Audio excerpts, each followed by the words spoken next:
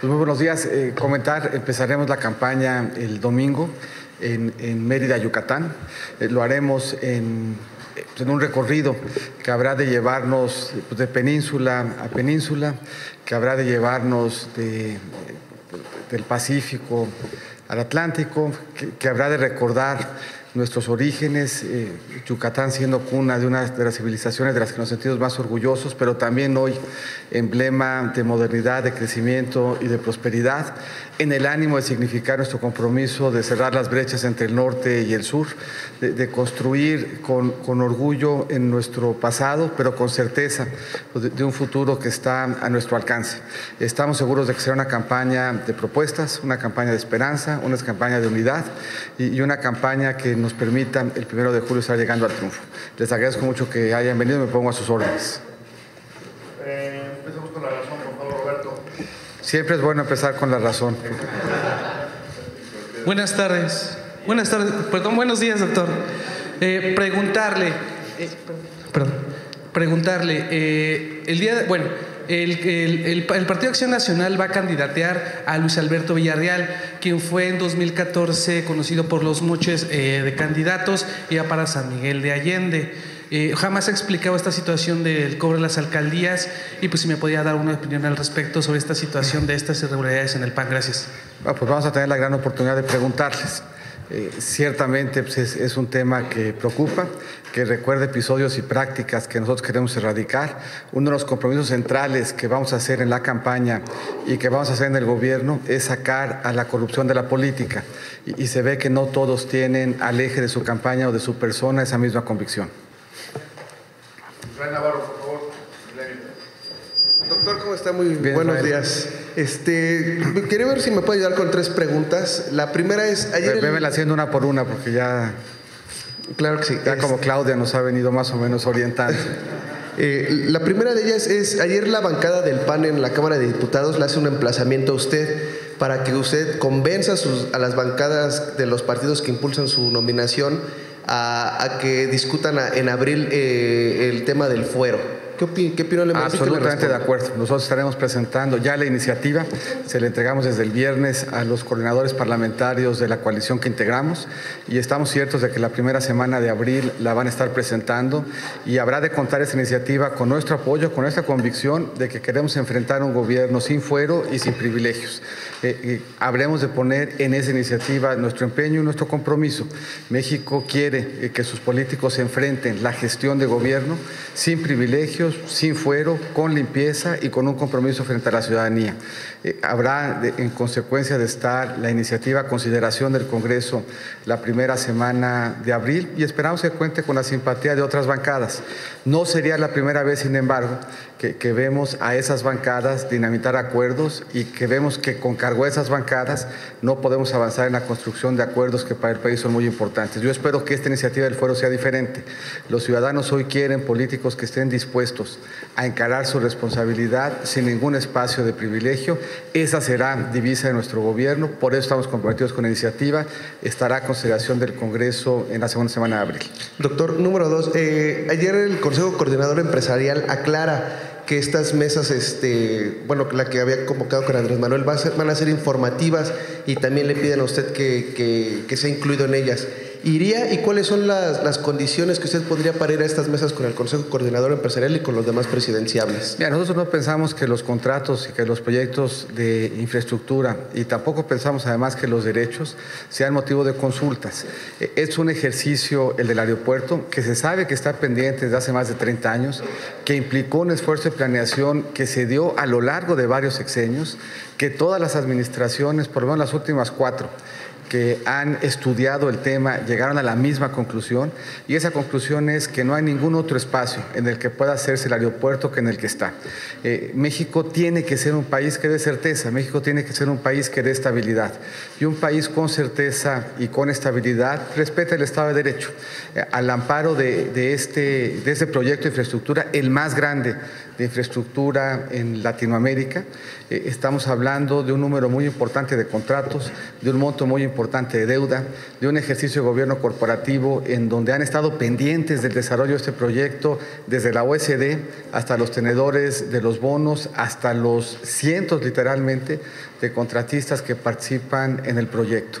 Y nosotros estamos absolutamente comprometidos que en ese proyecto y en todos los demás tiene que haber transparencia y rendición de cuentas, pero también estamos absolutamente comprometidos que en México tiene que haber un Estado de Derecho y que el Estado de Derecho pasa porque los contratos se respeten y que el país no necesita una administración que destruya todo lo que hemos venido haciendo, no necesita una administración que detenga el desarrollo del país, que lo ponga en pausa para volver a empezar. Necesita un cambio con punto de partida.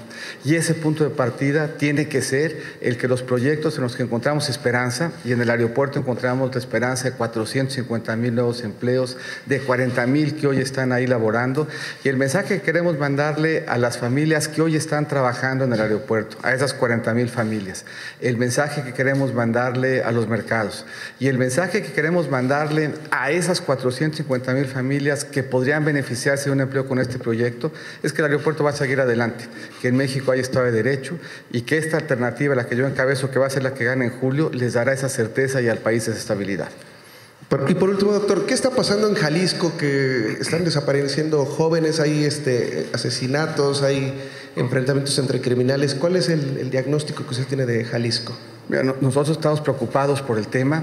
Queremos expresar primero nuestro llamado a que se resuelva, que se enfrente, nuestra solidaridad con las familias en estas horas de angustia, y queremos reiterar que en materia de seguridad, pues el trabajo pasa por mejores capacidades de investigación, por mejores policías, por más espacios de prevención, sobre todo con cargo a los jóvenes, pero pasa por un elemento central que hoy vemos con gran tristeza en el estado de Jalisco. Lo que nosotros exigimos es que se encuentren a los culpables, que se les llame a cuentas, que enfrenten las consecuencias del dolor, de la angustia, de la tristeza que han generado a las familias, y reiteramos lo que hemos venido diciendo. Frente a casos como estos no cabe ni la amnistía ni el perdón, cabe la investigación, el Estado de Derecho, la reparación del daño y el castigo a los criminales. Gracias. Daría Rosas, por favor,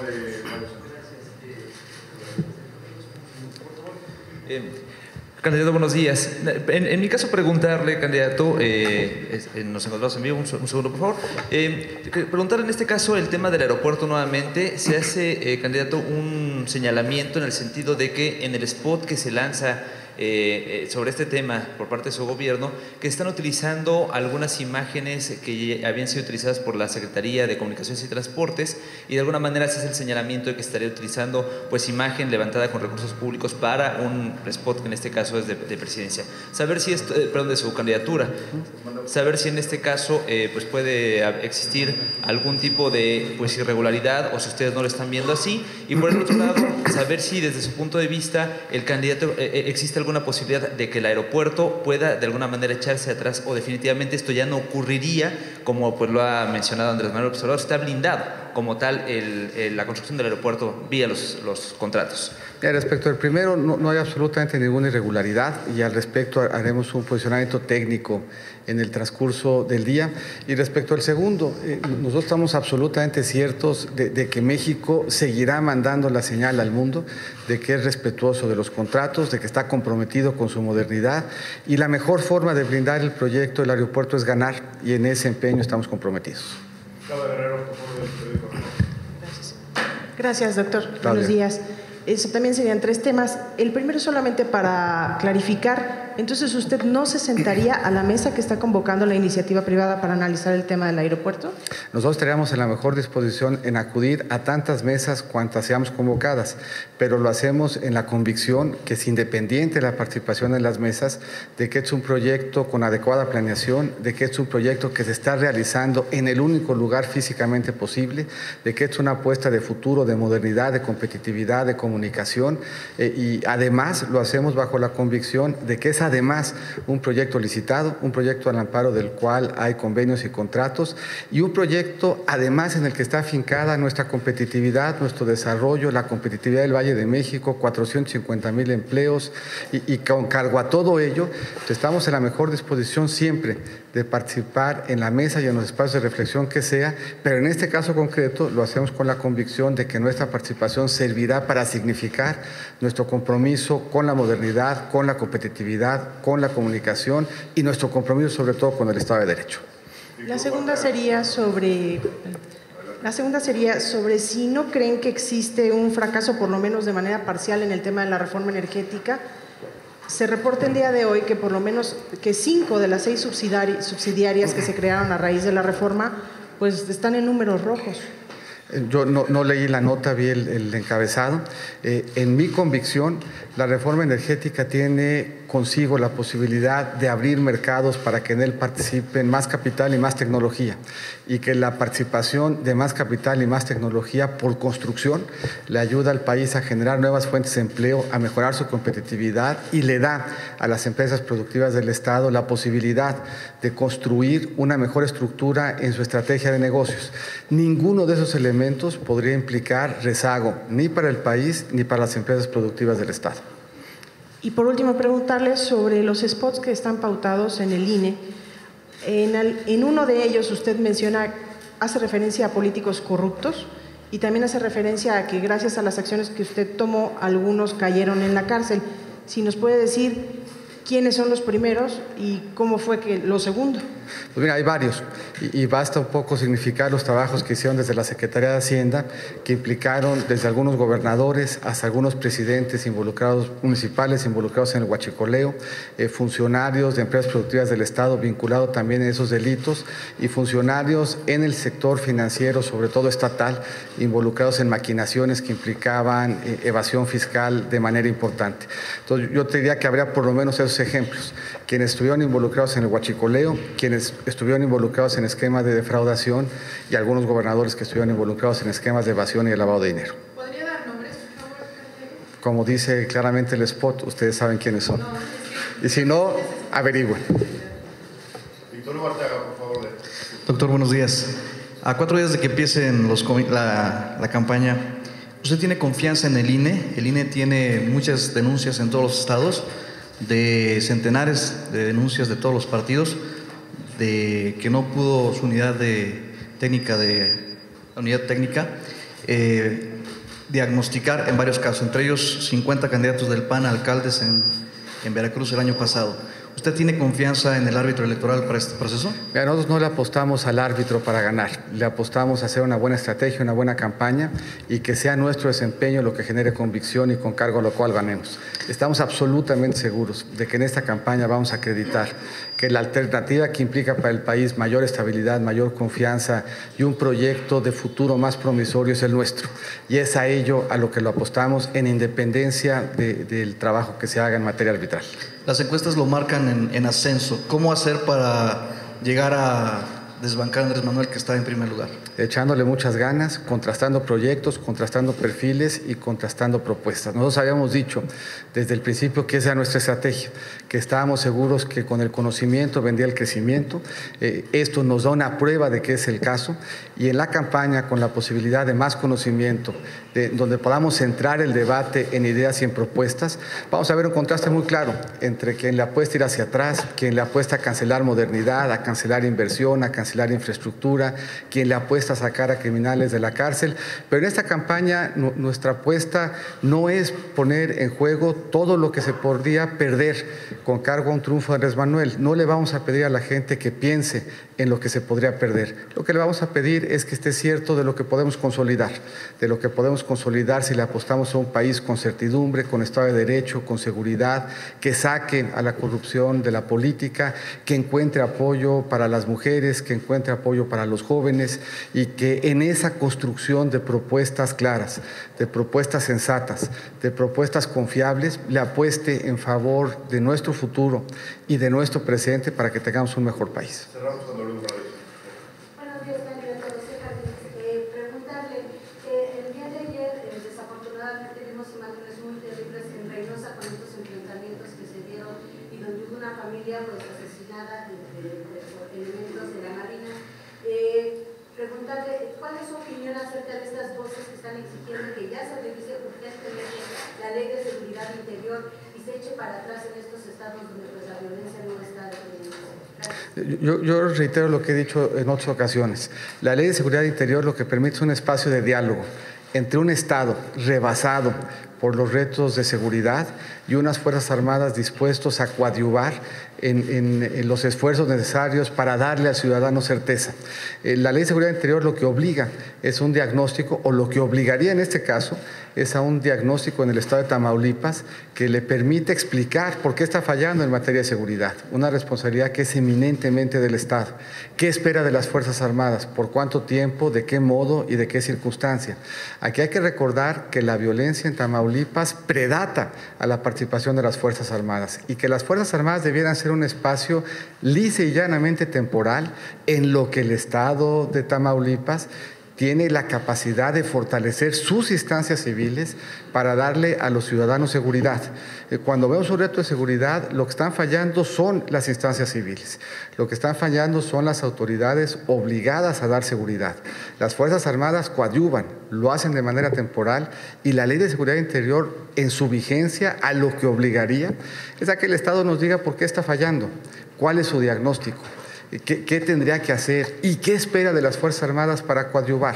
Nosotros no podemos imputarle a las Fuerzas Armadas las fallas en seguridad pública que corresponden a cada uno de los estados. Nosotros estamos, yo lo estoy, agradecido por las Fuerzas Armadas en su compromiso y creo firmemente que sin duda el futuro de mayor seguridad pasa por prevención, pasa por construir capacidades policíacas civiles que nos permitan enfrentar el reto de la seguridad y pasa por darle certeza al ciudadano de qué se espera de las Fuerzas Armadas y a las Fuerzas Armadas de qué se espera de ellos en el caso de cada uno de los estados, previo diagnóstico del Estado de qué es lo que le está fallando en términos de poderle dar al ciudadano la certeza que de su Estado en materia de seguridad pública está esperando. Gracias, buenos días. Donde media una opinión financiero, cuando hay defraudación fiscal, hay una opinión de delito de las autoridades financieras. Digamos, o sea, hay que revisar nada más su actuación en su periodo durante la Secretaría de Hacienda y los que en algún caso, en otros casos en Sedesol, en otros casos en energía y en todos los casos ver cuántas denuncias penales se presentaron, cuántos procesos de inhabilitación se abrieron y cuántos funcionarios fueron suspendidos con cargo a la gestión. Sobre Duarte, Muchas gracias. ¿Perdón? Ese caso específico que reporta puntualmente el Reforma es una investigación que es antes de que Duarte fuera gobernador. Es una opinión técnica en donde no media de la Secretaría, sino de una dependencia de inteligencia financiera que hace una ponderación técnica en uno de muchos casos que lo que tiene que ver fundamentalmente es con una actuación antes de que fuera gobernador. Muchas gracias. Sí, de hecho los estados como las familias, pues de manera ordinaria para mejorar su balance, refinancian. Lo hacen las entidades y lo hace el gobierno federal. Una forma de mejorar el perfil de deuda de las entidades, de las familias y las empresas se da por la vía del refinanciamiento y de la reestructura. Una reestructura que debiéramos de revisar en todos los casos que se traduzca en mejores plazos, en mejores condiciones de tasa, pero es un mecanismo válido. Es un mecanismo que se utiliza por las entidades, que se utiliza por la federación y que se utiliza por las familias en la gestión de los pasivos que tienen cualquiera de esas entidades. La reestructura pues es un espacio que mejora y ordena los perfiles de vencimiento, que le da ventajas en el calendario, que debería darle ventajas en tasas y por lo tanto, en términos generales, asumiendo que la reestructura traiga consigo estas ventajas, pues no solo no tendría ningún problema, sino que al revés habría sido en beneficio. Si por el contrario, pues una reestructura complica el calendario de pago, se refleja en mayores tasas o no mejora el perfil de vencimiento de la deuda, pues esas habría que revisarlas. Doctor, ¿no le preocupa la violencia religiosa que se ha estado aumentando en el país? Bueno, nos preocupan varias expresiones de violencia. La violencia vinculada con delincuencia organizada, la violencia de género y la violencia no solamente interreligiosa, sino la violencia dirigida a defensores de derechos humanos, a reporteros y a políticos. Esa violencia selectiva pues, nos parece que es especialmente preocupante y que amerita una estrategia específica. Yo creo que son varias las expresiones de violencia que tiene el país. 3 ameritan su propia estrategia, la que tiene que ver con delincuencia organizada, la que tiene que ver con violencia de género y la violencia selectiva en perjuicio de reporteros, en perjuicio o resultado de este conflicto interreligioso, en perjuicio de políticos que también hemos visto y nos preocupa, y en beneficio de defensores de derechos humanos. Es correcto. Bueno, jóvenes ilustres, Gracias. nos vemos en la semana y nos vemos luego en Gracias. Yucatán.